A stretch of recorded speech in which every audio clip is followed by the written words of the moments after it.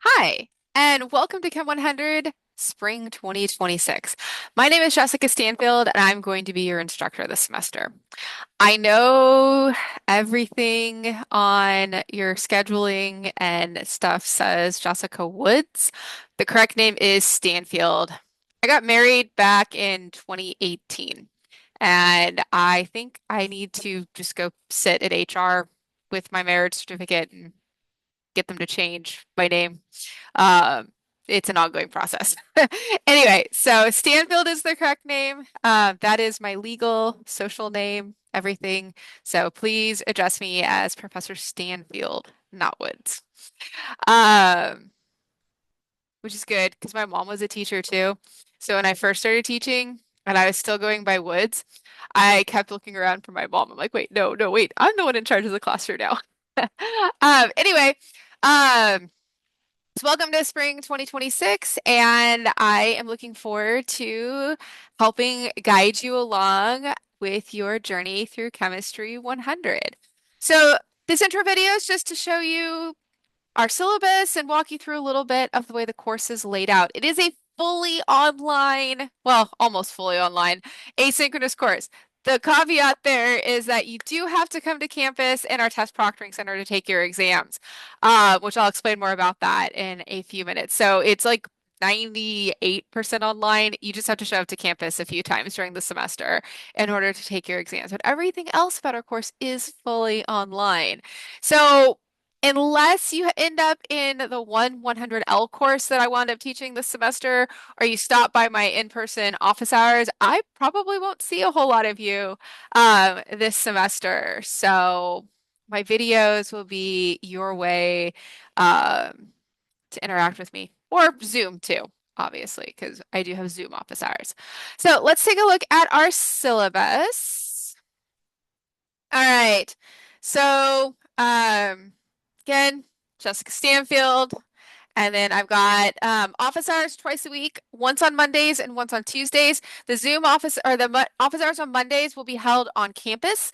And so you can come see me in person in my office, or you can hop on Zoom if you can't come to campus. And then Tuesday mornings, I will have a fully Zoom option. When you log on to Zoom, I do utilize a password. It's built into the Zoom link waiting room system. This is because I may be meeting with a student one-on-one already who has some stuff that they need to go over with me in private that they don't want a bunch of other students hearing. And so I have you load into a waiting room that I have to manually then uh, let you come in from there to allow students to not accidentally drop in on somebody else's time. So if you do load it into the waiting room and you're waiting a few minutes for me, it's probably because I am still finishing up with another student. So just hang tight. I do get a notification that you're there. So don't worry, I know you're there, but you may have to be a little bit patient while you wait for me to finish up with somebody else, if that happens. Okay. Lecture is all asynchronous on Canvas. There's no required Zoom meetings for a lecture.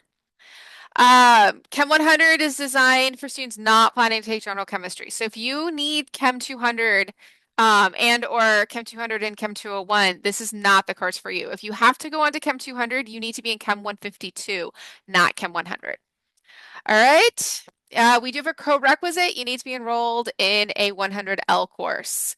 Or like, let's say you took both last semester and you failed the lecture but passed the lab, then obviously we'll let you retake the lecture without retaking the lab. We're going to use this textbook, Foundations of College Chemistry, 16th edition. We'll use some online problem sets through Lively Plus, and then there will be occasional other assignments on Canvas, but most of your homework will be through Wiley Plus. And then you'll need a pencil, a scientific non-programmable calculator, and then a computer with a reliable internet connection. All right. When you come to campus to take exams, you'll bring a writing implement and your scientific calculator with you. And I let you bring a little bit of notes too. Um, you do need to be logging in and watching the lectures. That's your attendance. I do have you turn notes in. Don't cheat. All right. Any use of AI, I'm going to be very clear about this right now. Any use of AI whatsoever does constitute as cheating in this course. So do not use AI. Don't even email me with AI. I am a real person reading your emails. Please, please, please do not have any of the AI sources auto-generate an email for you and send them to me. I've gotten plenty of AI emails and they're pretty soulless. It is not fun to be taking my own time to read and carefully consider an email that you have sent me, only to realize that you took 2 seconds with a prompt on ChatGPT. So please don't disrespect my time. Uh, and the fact that I'm a real human being sitting here. Uh, Okay, I don't judge you on your grammar on your emails. All right. You don't need to run through a grammar check just to send me an email. Okay. All right. So don't cheat. Our classroom is online, but we still need to be adhering by the student code of conduct. We do have discussion boards that you will be participating in. So please consider the fact that the rest of your classmates are also real people behind the computer. Okay. If you have academic accommodations, you need to get me your letter right now. Do not wait until the day before you're scheduled to take an exam. All right. I can't help you if I don't know what your accommodations are. All right. It is your responsibility to get your accommodations letters to me. Full disclosure, I used accommodations when I was in school. All right. And I have 2 bachelor's degrees, a master's degree, and I even did some more grad school after that, and I was ABD. So no shame if you have to use accommodations, but I need you to communicate with me, your letters and things going from there. Okay. Obviously, online course, we're going to use Canvas extensively. You're expected to be logging in on a regular basis. You're also responsible for everything I post on there, due dates, announcements, etc. I highly recommend you change your Canvas settings to alert you when I post something or I make an announcement. That way you get everything in a timely manner. All right, lectures are asynchronous, they're pre-recorded. Typically, I will release a few weeks of modules at a time, with the exception of discussion boards. All right, those are on a time release. So even though the first 3 weeks of the course are going to be available for you to see, if you click on a discussion board for, say, week 2, you can't actually start it until week 2 because discussion boards are meant for you to interact with each other, and they do no good if you blitz them all at the beginning of the semester and you're not actually interacting with each other. Okay? All right, very important to keep up with the lectures. There's weekly quizzes associated with the chapters. You'll be lost during lab if you don't keep up with them because the lecture schedule is meant to coincide with the lab schedule so that you have the appropriate background information going into each lab. And then you do have to turn your notes in. So if you wait till Sunday to log in each week, you're not going to be successful in this course. All right, it's just, you just can't. The Carnegie hour that we all operate on for schools or for colleges says that for every hour of lecture, you need to be spending 2 to 3 hours outside of lecture engaging with the course material. So this class has 3 hours of lecture assigned to it, which means you need to be spending 6 to 9 hours outside of the lecture time. All right, so a total of 9 to 12 hours engaging with the course each week at minimum. And that includes things like reading the textbook, reading through your notes again, working practice problems, all sorts of things, doing your homework, etc. You have to spend time in the course. Okay. Now, notes. I am requiring you to turn notes in. This is an asynchronous online course. There's not very many places where I have the opportunity to actually assess how you are doing along the way. So one of the ways that I do have to do that is having you take notes. Notes must be handwritten. All the lectures are asynchronous, pre-recorded, which means you can watch them over and over again if you need to, if you miss something that I say during the lectures. Okay. You can watch them slowly, you can pause them, all sorts of opportunities to really engage with them. But I need to understand that you understand our problem solving techniques. Dimensional analysis is one of the learning objectives for this course. And so I need to see your handwritten notes showing that you are actually solving the problems the way I teach them in the lectures, because that is one of our core learning objectives, is making sure that you come out of this course knowing how to do dimensional analysis. All right. We do Lewis structures where we draw things Can't do those on the computer. So I need to see that you can actually draw Lewis structures and assess geometry and things like that. So all of these things come down to the fact that you absolutely have to be handwriting your notes. Now, for this class, I don't mind if you use paper to write your notes or if you have like a notes app on an iPad or something. As long as you're using, an Apple Pencil or another stylus device and using your own handwriting and not typing, no typing, you have to be writing out your notes. All right. Otherwise, you just can't show structures or dimensional analysis or any of that stuff properly. And again, I need to be able to see that you're actually learning those things throughout the course. Okay. So again, your writing, I don't want an AI summary of the YouTube's transcript or for you to type something into AI and have it generate something and then you just write that out. Like, word of warning, I can tell when students have AI notes because the AI drops a lot of things in there that aren't in my lectures. AI will drop in random numbers for my example problems, or it won't solve it at all. Or I've had students turn notes in and I'm reading through going, I don't even teach this stuff. Or at the end, it has like this bizarre summary that doesn't make any sense. It's not anywhere in my lecture. So there's a lot of telltale signs that tell me that you used AI instead of doing your own work. Okay. So handwritten notes based on my lectures, end of story. Okay. So again, things that are not okay. AI, submitting a YouTube transcript, running the YouTube transcript through AI, taking a screenshot of my handwriting, that's also not okay. You need to be engaging and writing this stuff out. You will not learn it if you don't write it out. I've been doing this for a long time. I have been teaching college chemistry for over a decade. I think 13 years now, something like that, like 13 years or so now. I've been doing this for a really long time. And I have lots of data that show that students that don't engage with the lectures are the ones that show up to an exam and get like a 17 out of 100 on it. Okay, so engage, do your work. All right, learning can be a struggle, but it's a productive struggle. Um, we use Wiley Plus for homework. Some chapters are going to have additional assignments where appropriate, but the majority of your homework will be through Wiley Plus. Each week we'll have a discussion board topic that most of them will be related to our course material. Like sometimes some of them will be things like review packets for exams, or I've got one with the scientific method where you're going to try something on your own. I have a measurements one. Every once in a while, though, I know everybody's just getting tired and brains are frazzled. And so I might have a discussion board topic that is basically, hey, everybody's stressed. Leave some encouraging words for each other. Okay. No makeup discussions for any reason. So you'll have to reply to the main topic by Friday, and then you'll have the weekend to reply to at least two of your classmates. So discussions are worth 25 points each, 15 points for your initial post, and then 5 points each for your two classmate responses. Okay, and they need to be meaningful, like, yeah, or me too, not meaningful. Think about how you would actually converse with somebody. Okay. Quizzes, we'll have one quiz per chapter. Typically, they'll be due the week after the lecture material. Again, do not cheat. I have had seen plenty of students that get 100% on all the quizzes and then go take an exam, give up after 20 minutes, and get a 17. I'm not kidding. Okay. Don't cheat your way through quizzes. They're there to make sure that you are keeping up with the material. All right. I'll give you 2 attempts on each quiz, so that way you can actually make sure you're mastering the material. I use a random number generator though, so the numbers you get on your second attempt may be different than the numbers you get on your first attempt. So study it if you want to take another attempt.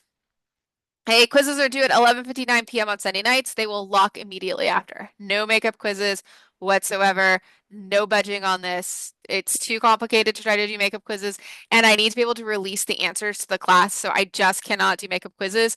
So what I do is I do drop the lowest 2 quizzes, not the lowest one, but actually the lowest 2 quizzes. All right, so 0 makeup quizzes, but the lowest 2 are dropped.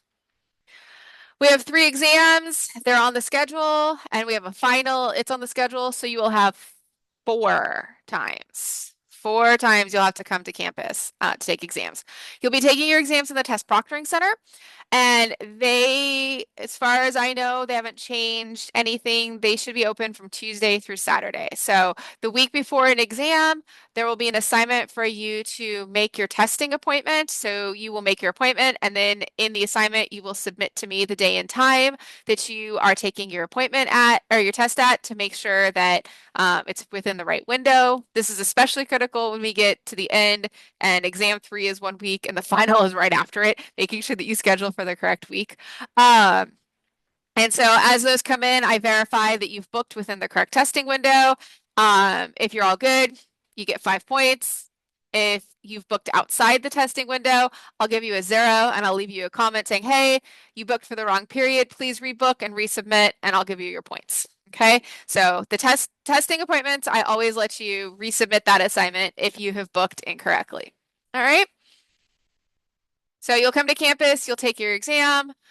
2-hour time limit, you'll take it on Canvas. I let you bring a printout of a periodic table, which I'll provide a PDF file for you to print. And then you can bring one-sided page of notes with you, along with your calculator and something to write with on scratch paper. Exams will have 25 questions with each question worth 4 points. Okay.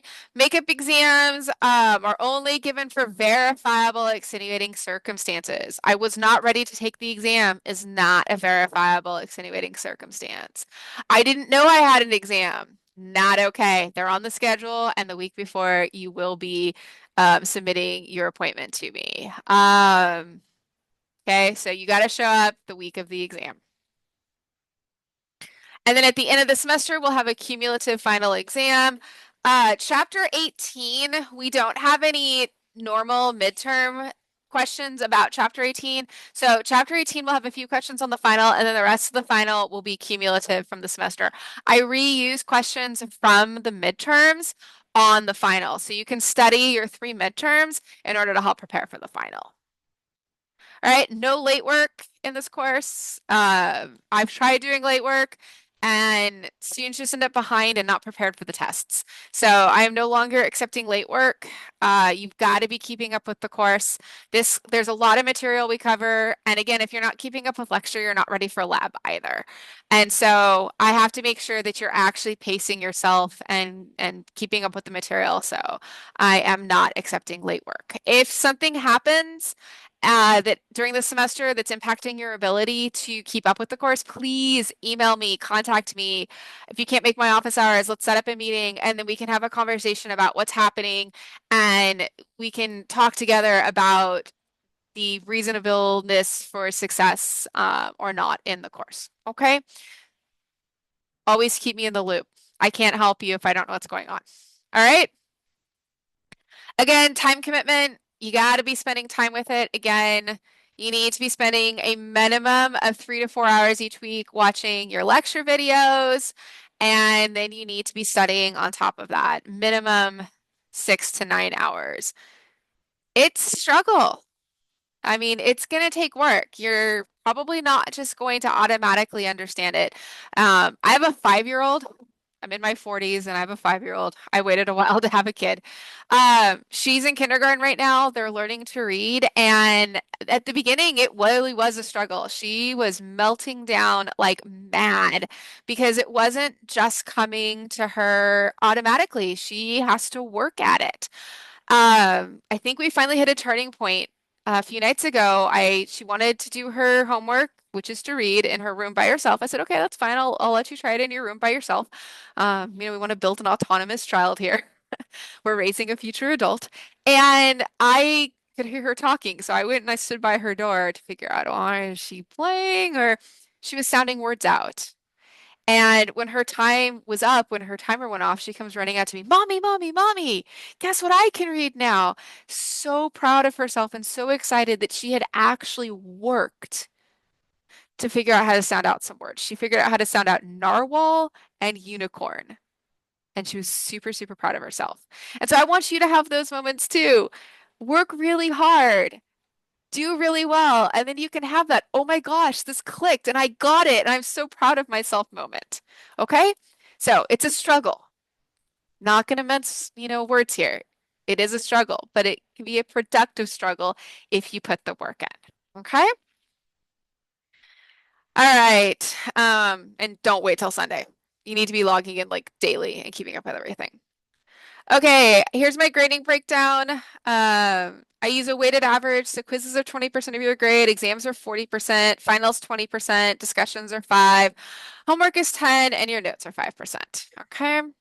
And then if you are new to the SDCCD, please note that we do not use a plus minus system. Everything is just a flat grade. So the fact that I don't have pluses and minuses on here, this is not a my class thing. This is a district thing. We just don't have the pluses or minuses. I can't assign them. All right. So everything's a flat grade. Again, classroom is our Canvas shell, so please be courteous of everybody else. There are real people behind each computer monitor. Okay, so please be respectful of your fellow classmates and of me. We are real people all putting in real time into this. Okay, um, emails. Typically, I'll get back to you within 24 hours if you send them during the week. If you send them on the weekend, I don't guarantee that I'll get back to you until Monday. Once in a while, I'll check email on weekends, but just depending on what's going on during the weekend, I may or may not really be at my computer. So emails will typically be responded to on Monday. I teach a 7:50 to 11 a.m. lab on Mondays. Sometimes I can get to some emails while students are working on their lab. Other times I will be getting to emails at 11 once the lab is over and I get to my office for my office hours. Please use email and not Canvas message. Canvas doesn't always come through immediately. I've had students email me, I sent you a Canvas message, and like it doesn't come through till like 5 hours later. So don't use Canvas message. Please, everything needs to come through email. All right. And then, oh, I'll also be largely unavailable during spring break. We don't have classes. My daughter also has the week off. I'll check email a couple of times, but I'm not going to spend much time at my computer when everybody's off. Okay. And again, please, I am a real person. Please, please do not use AI to generate emails to send to me. When it takes AI 2 seconds to generate, takes me time to actually read and thoughtfully respond to. I will never, ever run your emails through ChatGPT and auto-generate a response back to you. I read every single one of them. And please give me time to respond too. You know, if you email me and I don't get back to you in 10 minutes, please don't email me again. I do see your email. I will get back to you. You don't need to send me 3 emails in the middle of the night. Uh, I will be sleeping. I'll get to them in the morning, I promise. Okay. If you want to see what we're supposed to be learning, here's our course and our student learning objectives. Okay. And just in general, here's the thing. Teaching is my passion. I love teaching. When I was a freshman in high school, way back in the 90s, we had this freshman orientation program and we had to write a letter to ourselves that they gave us when we were graduating. And my letter that I wrote to myself said that upon graduation day, I'd be heading to SDSU to study to be a teacher, which I became a teacher. Now, I did take a little bit different direction. At first, I thought I was going to teach elementary school. Um, but we didn't have like a normal science progression when I was in high school. Back in the 90s, they tried this weird experimental program. So I didn't take my first dedicated chemistry course until I got to college. And it was in the middle of that semester that I remembered what I had loved about science before, what had inspired me to win my eighth grade science fair. And I realized that science was always my passion. So mid-semester, I changed my major to chemistry. Um, Kind of on a whim, actually. I didn't really give it a whole lot of thought, which I don't necessarily recommend doing that, but I did it and it worked out for me. Um, and I decided to pursue teaching higher ed. I love teaching college. I get to go in depth into so many more topics than if I had stayed in K-12. And when I teach labs, I was a lab tech at a high school, so the allowed chemicals for high school students is like really small, but at college we have like this big list. We can do a lot cooler things. So I love teaching college because I get to do really cool things with my students. So I'm a giant nerd. You'll get to know that throughout the semester.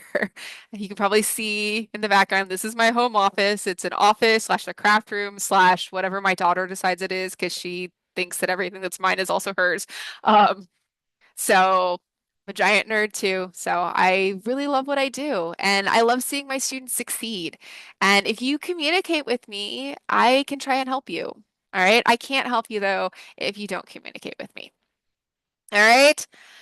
Let's see here. That's the syllabus. Let me share the schedule. All right, so the schedule is available to you on Canvas. You can see I have the whole semester mapped out for you, so there's no surprises about when we're covering things. So you should be able to schedule your time accordingly. All right. Um, all right, and then last thing I'm going to share. I keep looking at my phone. I have a dual monitor, like crazy setup in here. I have two teaching studios. I have my teaching studio in here in my office where I have a whole interface with my iPad so I can write out, example problems and everything. And then I also teach some labs online. Like I just taught Premier Costa last semester and I had to make all new lab demo videos for a fully online lab course that I taught there. So I actually have a teaching studio out in my garage for labs as well. So if you like just launched the videos from Canvas, you won't see my full YouTube channel, but if you go to my YouTube channel, you'll actually see I've got all these lab demo videos as well. Though I think I do have a couple of lab demos embedded into YouTube too, where I did some demo examples because it's fun. It's always fun to see their reactions happen instead of just read about them. All right.